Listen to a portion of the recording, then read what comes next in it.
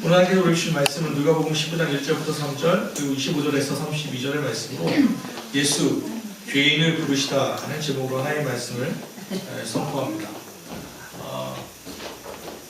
지난주에는 예수 기도를 가르치시다, 오늘은 죄인을 부르신 예수님에 대하여 함께 나눠봤으면 좋겠습니다. 누가복음 15장은 우리가 되게 익숙하게 잘 알고 있고요. 오늘 읽었던 말씀은 탕자의 비유라고 해서 무척 유명한 이야기이기도 합니다. 그런데 너무 익숙하게 알기 때문에 오히려 그 본질을 잃어버릴 때가 참 많이 있다라는 생각을 가끔 하게 되거든요. 오늘 그 누가복음 14, 15장에 보면 총 3가지의 잃어버린 게 나옵니다. 뭐가 나오죠?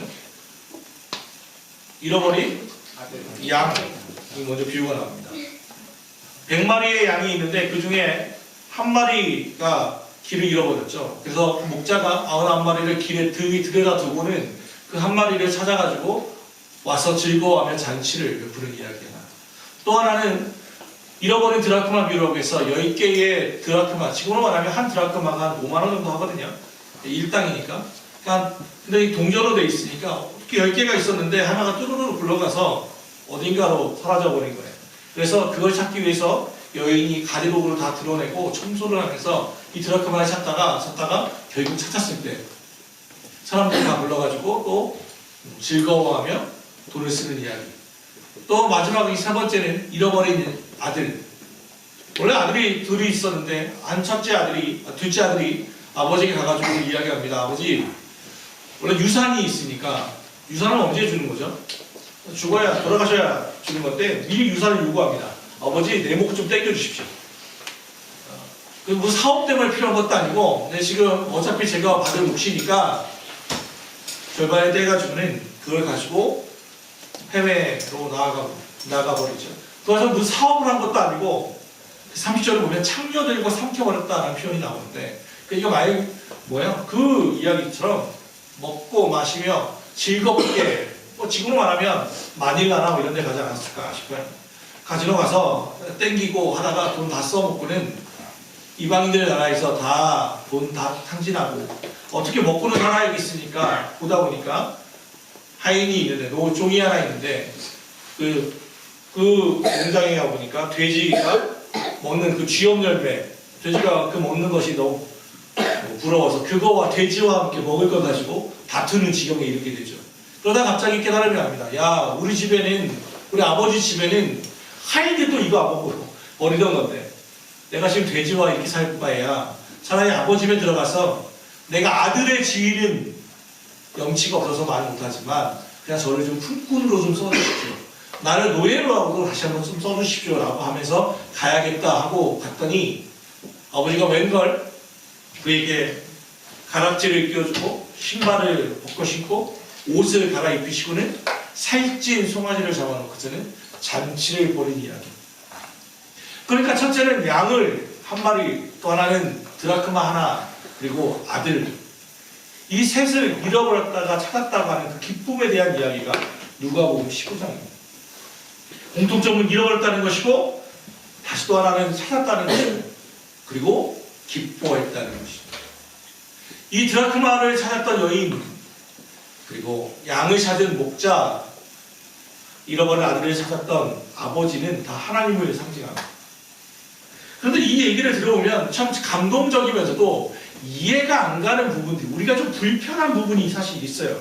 뭐냐면 잃어버린 한 마리의 양을 찾기 위해서 99마리를 되게 안전한 곳에다 놓은 게 아니라 그냥 들여다가 놓고는 이 한 마리를 찾으러 갔어요.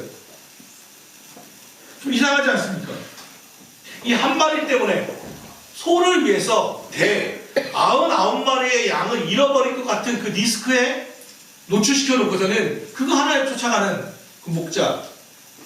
또 지금 우리에게는 5만 원도 큰 게 있지만 10개 동전 중에 하나를 잃었다고 해가지고 그걸 맨날 며칠을 가재도구를 다 들어서 찾고 찾아내는 그 여인의 시간과 그 힘의 낭비. 차라리 그 시간이면 차라리 딴 데 가서 일을 해서 한 드라크마 이상 벌 수 있을 것 같은데 그 여인의 낭비병.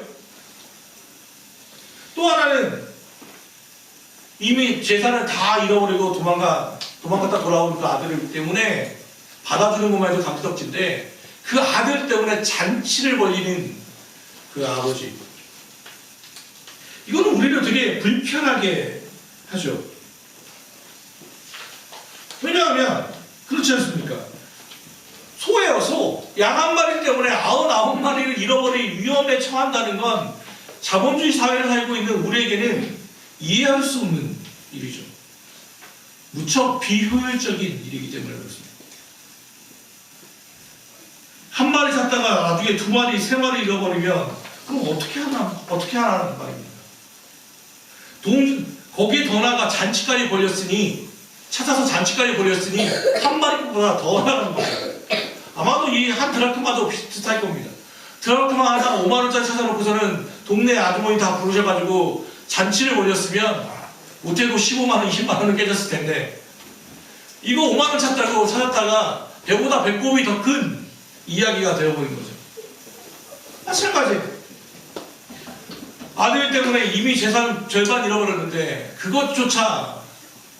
그것만 해도 열받는데 더 뭐 잔치까지 벌이니까 집에 들어가기 싫어하는 마다들의 모습이 우리의 모습 같잖아요. 왜 마다들도 자기 동생이 찾아온 것, 잃어버렸던 동생이 찾아온 것을 싫어했을까요? 아니 그렇다는 얘기는 없어요. 왜냐하면 이 아이들은 무척 성실했기 때문에 아주 성실해. 몇 년 동안 아버지의 명령을 한 번도 어긴 적이 없다라고 고백했다는 것을 보면 아주 성실했던 사람이에요. 아버지의 명령을 정말 잘 들었던 사람이죠. 그러니까 동생이 오는 것에 대해서는 별로 불편함이 없었을 거예요. 기뻐했겠죠. 근데 뭐가 문제예요? 내가 생각한 그 기준을 넘어버린 거예요. 그냥 밥 한 끼 따뜻하게 된장국 하나 끓여서 끝나면 되는데 잔치를 벌일 일이란 말이죠, 이게. 마다들의 심정이 우리에게는 더 이해가 가지 않습니다. 우리는요, 인정해야 할 게 뭐냐면 자본주의 사회에 살고 있다는 거예요. 자본주의란 쉽게 말하면 돈이 본질인 시대죠. 모든 것을 뭐로 판단합니까? 돈으로 판단하는 거예요. 이게 나에게 유익이 되느냐, 나에게 이익이 되느냐, 정확하게 말하면 이익이 되느냐를 판단하는 시대죠. 손해보느냐, 이익이 되느냐. 그러니까 영화를 봐도 재밌게 보지만 항상 그 관심은 손익분기점을 넣느냐. 사람과의 관계에서도 표현은 안 하지만 손익분기점이라고 하는 게 있는 거예요. 내가 이만큼 인풋이 들어갔는데 과연 이만큼의 아웃풋이 나오느냐. 이거 우리 효율이라고 말하거든요. 모든 이 관점으로 보니까 이게 누가복음이 감정적으로는 이해가 되고 공감이 되는데 머리는 이해할 수 없는 아버지인 거예요. 왜 이럴까? 언제는 모든 것에서 손익분기점을 따지는 자본주의적 사고에 우리는 매몰되어 있다는 것을 인정해야 돼요. 우리는 우리도 모르는 사이에 물질을, 결국 돈을 최우선 가치로 삼는 이 만몬주의에 빠져 있다는 것도 이해해야 돼요. 왜냐하면 언제가 한 자매와 그런 이야기를 했지만 쉽게 말하면 우리 교회에는 그런 것들이 있었죠. 옛날에 선한이 때만 해도 선교원이라는 것들이 있었어요. 어린이집이나 유치원 전에 선교원이라고 해서 아이들을 교회에서 어렸을 때부터 양육하는 거예요. 말씀과 기도를 가르쳐서 아이들이 그러면 취직되는 거죠. 그런데 요즘 선교원 보기가 참 힘들어요. 그 이유 중에 하나가 뭐냐면 돈이 참 많이 들어요. 대형 교회들이 그것을 섬기다가 다 포기했어요. 돈을 지원을 받아서 어린이집을 하면 우리 교회에서 가르치는 것들을 하지 못해요. 말씀이나 성경이나 기도를 가르칠 수 없어요. 교회로부터 국가로부터 지원을 받으면 그러면 어떻게 하냐면 교회에서 그것들을 다 감당해야 돼요.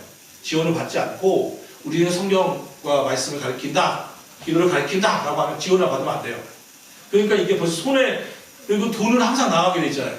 인건비부터 나가야 하고 부모들에게 아무리 받는다 해도 가치를 낮추려면 어떤 사람이 오게 하려면 그 손해분을 다 교회의 예산으로 채워야 돼요. 그러니까 교회 세워보니까 이거는 장사가 안 돼요. 이게 본질이에요. 그래서 성교원을 거의 다 포기했어요. 성경을 거의 운영을 안 해요. 지금. 말만 많고 또 애 다치면 괜히 시끄럽고 아예 이럴 바에야 안 한다 해서 아예 성경이 포기가 되고 그나마 되는 게 어린이집이나 그 정도 해요. 어린이집 정도. 왜 그러냐면 아이들에게 들어오는 아이들은 돈은 계속해서 나가지만 나오는 건 없거든요. 그런데 생각해보면 그게 자본주의 사회는 맞는 것 같아 보이지만 신앙의 관점으로 보면 예수님의 관점으로 보면 그건 맞지가 않아요. 요즘 아동부가 없고 청소년부가 없다고 하고 청년부도 기독교인들의 수가 4%라고 하니까 교육 세대가 거의 지금 사라져가고 있거든요. 이제 10년, 20년이 되면 교회를 지킬 수 있는 사람들이 정말 급격하게 인구 절벽에 떨어지게 될 거예요. 그 이유 중에 하나를 성경에서 찾는 학자들이 많아요. 교회가 그 일을 잃어버렸다는 거죠. 생각해보면 이거 뭔가 좀 시사점이 있지 않습니까? 가정에서 가장 자본주의와 반대로 가는 데가 하나 있어요. 가정이에요, 가정. 우리로 얘기하면 우리 집에서 누가 제일 돈을 많이 벌까요? 우리 집으로 얘기하면 역시 어머님이 제일 많이 사모님이 돈 제일 많이 벌어요. 사모님이 제일 잘 벌어요. 그런데 우리 집 핸드폰으로 얘기하면 우리 집 핸드폰 다 있잖아요. 우리 집 핸드폰 누가 제일 좋을까요? 선한이요. 선한이가 제일 좋아요. 돈은 많이 안 버는데 얘가 제일 좋아요. 옷도 사면 옷도 제일 많은 많지는 않지만 자주 저는 옷 잘 안 사거든요. 제가 사본 적이 거의 없어요. 아내가 사주거나 그것도 그런 거죠. 근데 옷을 가장 많이 사거나 하는 것 보면 자본의 흐름을 보면 항상 밑으로 흘러요. 선한이나 선율이에게 얘네는 수입은 없는데 지출은 되게 많아요. 항상 근데 그게 흘러가요. 손익 분기점으로 보면 그러면 어떻게 얘기할 수 있죠. 투자다. 얘가 언젠가 3살이 먹어서 나중에 갚겠지. 이렇게 이러고 계산하는 부분은 거의 없죠. 그게 자연적인 거잖아요. 흘러가는 거예요. 나는 우리 더 나아가 우리 아버님 때 그때는 가난할 때니까요. 가난하고 먹고 살 게 없을 때는 그나마 지금 좀 훌륭하지만 그 당시 아무것도 없을 때도 아이들에게는 어떻게든 먹이려고 부모는 노력했어요. 오죽하면 어머님은 짜장면이 싫다고 하셨어. 이 문화가 있겠어요. 짜장면 하나밖에 살 수 없는 그 부모는 나는 이거 싫어해 하면서 아이를 먹이는 게 그게 바로 어머니의 마음이라는 거예요. 세상은 자본주의 소유분기점을 계속해서 이야기하지만 오늘 나왔던 그 아버지의 마음은 자본주의를 배척하고 그 길과는 전혀 반대의 길을 가는 거예요. 그러니까 마다들은 이해할 수가 없어요. 우리가 이 말씀이 만약 불편하다면 우리의 본질을 다시 한번 생각해 볼 필요가 있어요. 오늘 본문 1절과 2절을 한번 봅시다. 이 말씀이 누구를 위한 말씀이었을까요? 1절과 2절만 한번 읽어볼까요? 1절과 2절 시작. 모든 세리와 죄인들이 말씀을 들어 가까이 나오니 바리새인과 서기관들이 수군거려 이르되 이 사람이 죄인을 영접하고 음식을 같이 먹는다 하더라. 지금 예수님께서 이들에게 비유를 말씀하실 때 누구 들으라는 얘기예요. 첫째는 세리와 죄인들, 말씀을 듣는 건 세리와 죄인들이었고 예수님께 나오니까 옆에 있던 바리새인과 서기관들이 수군거리는 거예요. 야, 저 예수는 죄인들을 영접하고 죄인들과 같이 밥 먹는 놈이야. 그러니 죄인들과 같이 밥 먹는 예수도 죄인들이야 라고 바리새인들이 서기관들이 수군거리는 것을 보시고는 예수님이 오늘 이 비유 세 가지를 쭉 얘기하신 거예요.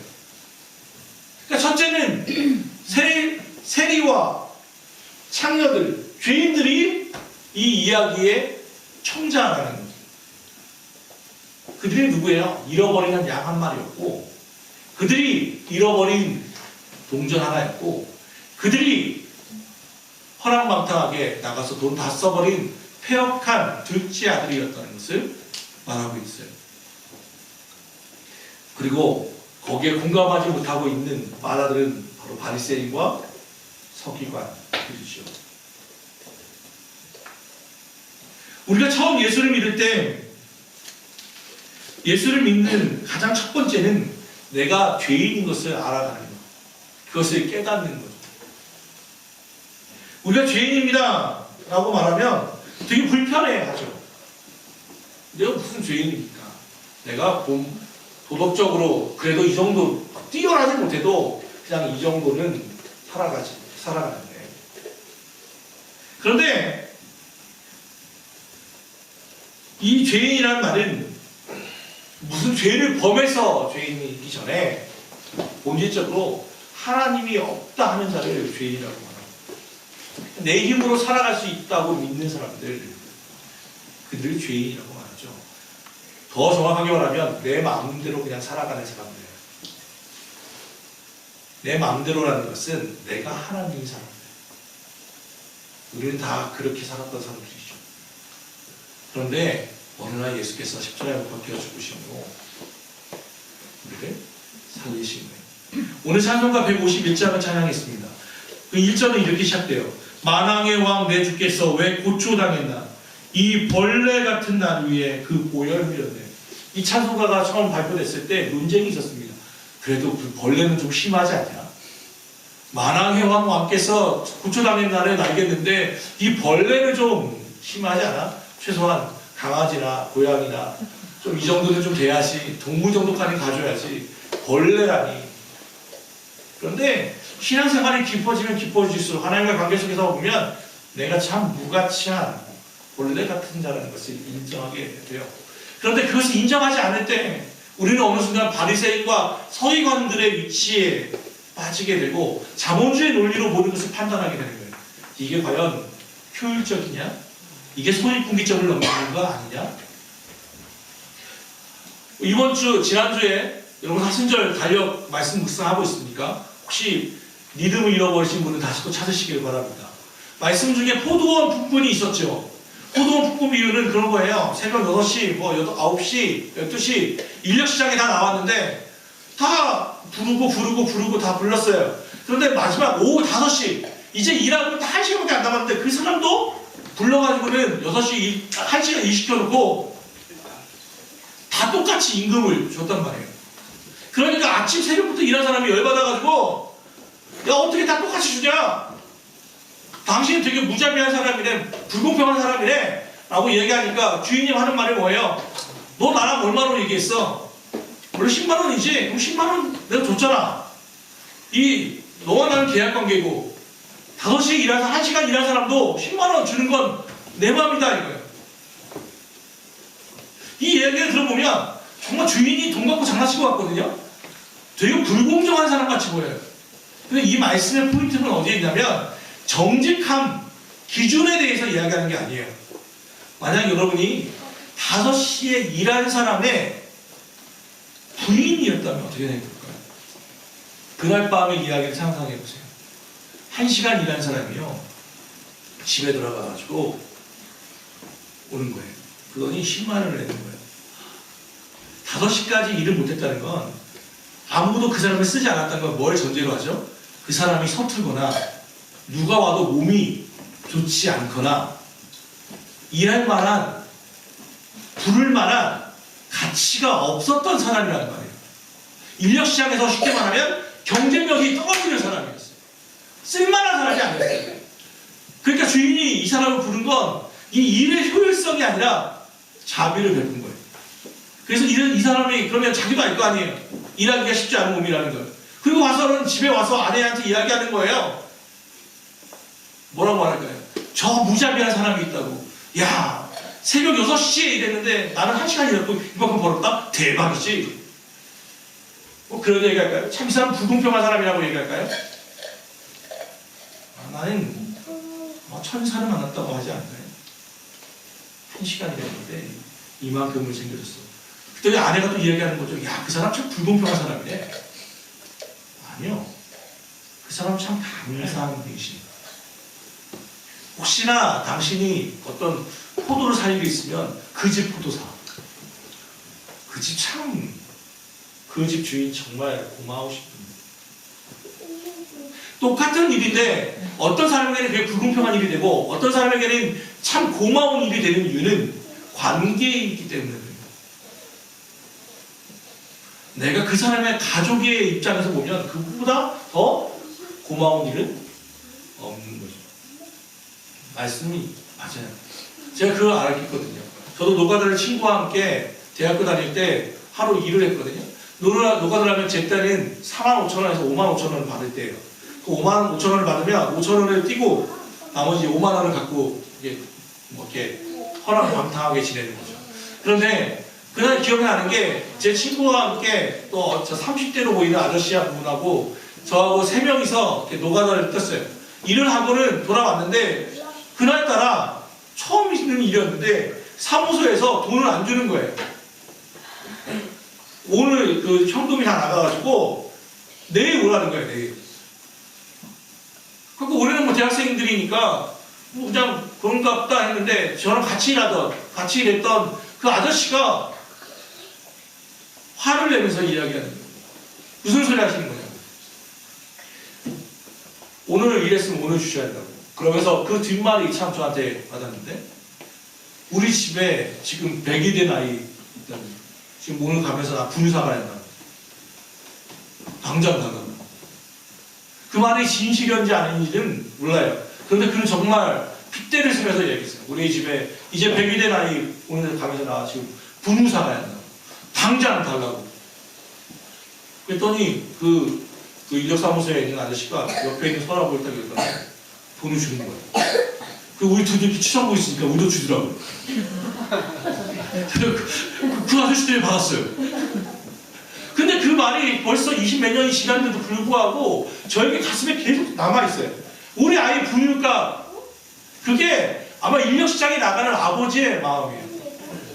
그런데 여러분 인력시장에 나갔는데 계속 옆에 있는 사람은 팔려나가는데 나는 팔려가지 않을 때 이제 1시간밖에 남지 않았는데 이제 웬만하면 집에 돌아가면 될 것 같은데 집에 돌아갈 수 없는. 그래서 점심도 굶고 그래도 혹시나 싶어서 하루를 공치더라도 집에 들어가지 못하고 1시간이라도 어떻게라도 조금이라도 먹고 벌어먹고 살아려고 하는 그 가장의 모습. 호돈 주인은 그를 부르는 거예요. 그래서 일을 시키는 게 목적이 아니라 그에게 자비를 베푸는 게 목적이었단 말이죠. 그것이 낭비입니다. 오늘 바리새인과 서기관들은 그것을 이해할 수 없었어요.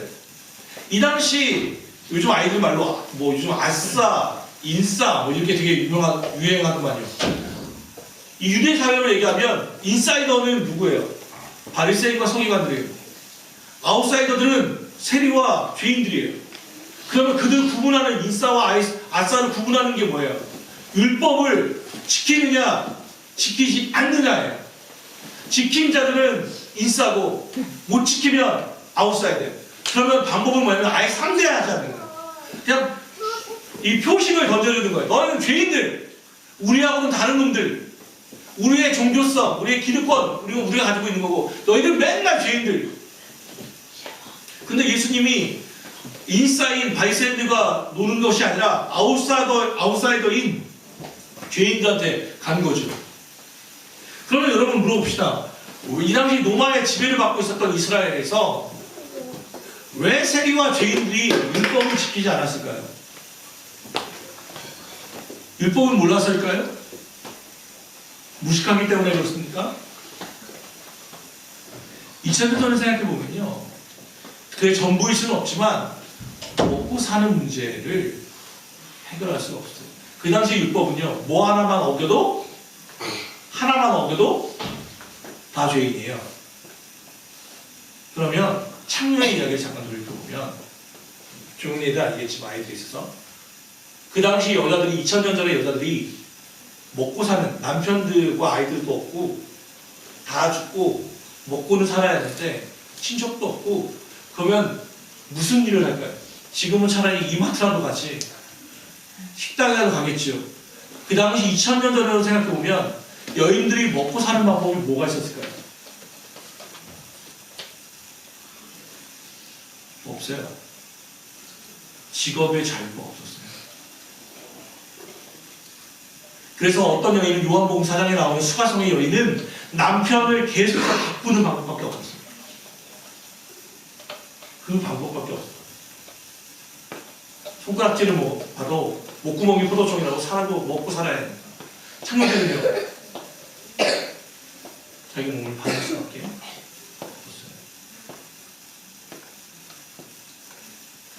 죄인들이 율법을 지키지 않는 것은 율법을 몰라서이기도 하겠지만 안식일 지키라는 게 왜 못하겠어요? 그런데 그들의 가난을 해결할 수 있는 방법이 없었던 거예요. 하루 일하지 않으면 그 다음 날을 먹고 살 수가 없었어요. 가난이 죄인 시대였단 말이죠. 노마에게 착취받으면서. 그런데 그들의 사정이나 이런 것을 다 헤아리지 않고 무조건 죄인들이라고 해서 다 던져버리면, 다 잘라놓으면 누가 천국에 가요? 오늘 예수님은 그 죄인들 때문에 왔다고 말씀하셨어요. 건강한 자에게 의원이 쓸데없고 아픈 이에게 의원이 필요한 것처럼 예수님은 죄인들이 필요해서 오신 거고, 그들의 죄를 해결하기 위해서 그들이 하나만 찾아오면, 하나만 돌아오면 그 기쁨 때문에 잔치를 베풀어 주는 거죠. 벌레들을 위해서 하나님께서 십자가에 못 박혀 죽으시는 건 그럼 이해할 수 없는 일인데도 불구하고 예수님은 그렇게 하셨어요. 그게 예수 믿는 맛이고 기쁨이죠. 여러분, 죄인, 바리새인 어떤 게 더 와닿으십니까? 신앙생활이 깊어지면 깊을수록 개구리가 오징이 좀 모른다고 자꾸 죄인이 아닌 것처럼 착각하고 살 때가 있어요. 그래도 제법 나는 괜찮은 사람, 신앙이 좀 제법 괜찮은 사람처럼 착각할 때가 있죠. 목사도 마찬가지예요. 어느 목사의 고난주간 기도라고 하는 그 작자미장의 글이 좀 있어서 제가 읽어드릴게요. 하나님, 저는 하나님께 화가 났습니다. 세상을 지으시고 사람을 만드신 것은 참 잘하셨습니다. 그런데 왜 목사를 만드셨습니까? 세상의 모든 만물을 다 아름답고 쓸모있게 지으셨는데 왜 아무짝에도 쓸모없는 목사를 지으셨습니까? 어떤 이들은 살다가 문제라도 생기면 목사 탓을 합니다. 목사의 능력이 부족해서 자신이 고통당한다고 말합니다. 자기 뜻대로 안 되면 목사가 기도하지 않아서 그렇다고 합니다. 하나님께서 목사를 지으실 때 무리를 걷거나 오병이어의 기적을 행하는 능력 정도는 주셨어야 합니다. 적어도 부동산이나 주식 시세를 예측하는 능력이라도 주셨어야 합니다. 이것도 저것도 할 수 없는 목사는 한심한 존재인 것 같습니다. 사람들은 목사의 참 얼굴을 싫어하는 것 같습니다. 그래서 목사는 슬픔이나 분노나 절망을 느껴서도 안 되고 표현해서도 안 됩니다. 조그만 감정의 흔들림에도 사람들은 목사도 사람이었군 하면서 실망합니다. 그래서 저는 종종 가면 뒤에 숨기도 합니다. 그러면 사람들은 목사에게 인간미가 없다고 가식적이라고 비난합니다. 목사는 정말이지 숨을 곳도 없습니다. 목사가 편안하게 허물 없이 대하면 권위가 없다고 하고, 권위를 세우려 하면 건방지다고 합니다. 친구가 되어달라 해서 친구가 되어주면 아버지가 되어달라고 하고, 아버지가 되어주려 하면 끌어내리려 합니다. 목사는 이것도 저것도 할 수 있는 것이 없습니다. 교회의 모든 권한은 성도에게 있다고 하면서 모든 책임은 목사 혼자서 지라고 합니다. 성도의 성공과 출세를 위해 목사들어 축복기도 하라면서 목사는 고난과 가난 속에서 살아야 한다고 합니다. 목사는 먼지보다 못한 사람입니다. 이렇게 목사는 힘없고 쓸모없는 존재인데도 사람들은 목사의 독재와 횡포를 막아야 한다고 소리칩니다. 내일의 밥상을 걱정하며 살아가는 목사에게 사람들은 배부르고 탐욕스러운 사건이라고 손가락질합니다. 목사는 이래도 저래도 죄인입니다. 아참, 가끔 사람들이 목사를 찾아오기도 합니다. 외롭고 힘들 때, 도움이 필요할 때 찾아와서는 함께 울어달라고 합니다. 그러나 정작 그들이 성공하거나 잘 나갈 때는 찾아오지 않습니다. 하나님, 만일 목사가 외롭고 힘들 때는 누가 위로해 주시오? 목사가 할 수 있는 것이라고는 하나님께 화를 내는 것밖에 없습니다.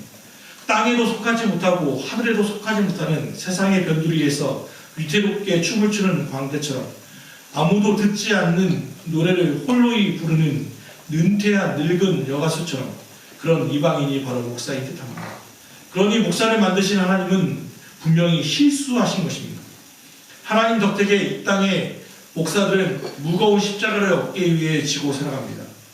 벗으려야 벗지도 못하는 목사라는 굴레는 너무 무거워서 잠시도 숨을 쉴 수가 없습니다. 그래서 예수님의 십자가를 보면 눈물이 납니다. 메마르고 딱딱한 마음속에서 소금이 퍼져나옵니다. 예수님의 고통의 무게를 조금은 알 것 같습니다. 이번 고난주간은 정결한 기도는 아니지만 그냥 눈물을 흘리는 것으로 대신하려 합니다. 이해해 주십시오. 저는 목사로서 이 글을 읽으면서 심정에 공통적인 것들을 되게 많이 공감하는 것들이 많이 있습니다. 우선은 이래도 저래도 죄인의 삶을 살아간다는 것을 알고 있죠. 그래서 저는 예수님이 좋습니다. 내가 죄인인 것을 알기 때문에 예수님이 참 좋지요. 바리새인과 서기관의 위치처럼 그리고 제법 괜찮은 사람처럼 우리는 우리 스스로를 자꾸 포장해 가려고 하지만 하나님 앞에서 보면 도찐, 개찐이고 50보, 100보 있고 우리는 그저 죄인 중에 괴수 그 정도 안 되면 소두목 정도는 된다는 것을 알게 됩니다. 스스로에게 실망할 때가 있죠. 나는 이 정도밖에 되지 못하나 기도 며칠 하기로 했는데 그것조차 못 지키고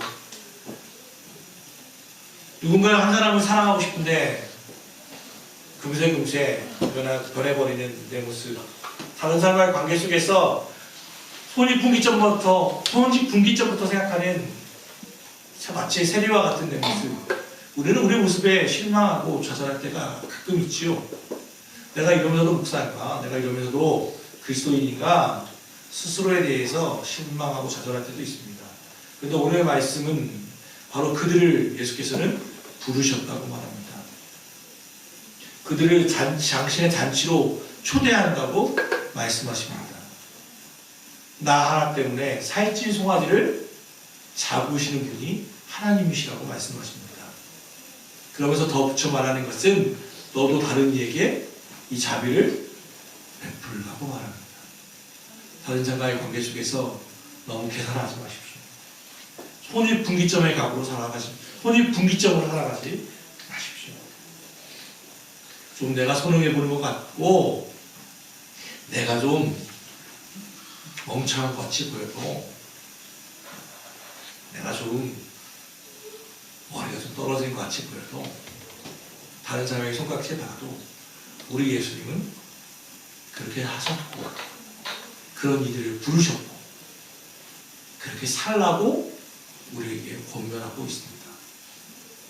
이 사순절 넷째 주일입니다. 이제 2주밖에 남지 않았습니다. 정 가운데에 있습니다. 사랑하는 여러분, 예수님의 사랑을 깊이 체험하시는 죄인들이 되시기를 바랍니다. 그 죄인들의 삶을 똑같은 죄인의 삶을 살아가는 이들에게 먼저 된 자로서 사랑을 베푸며 살아가시길. 그래서 여러분이 주변이 여러분 때문에 조금 더 행복하기를 주 예수 그리스도로 축원합니다. 기도합시다.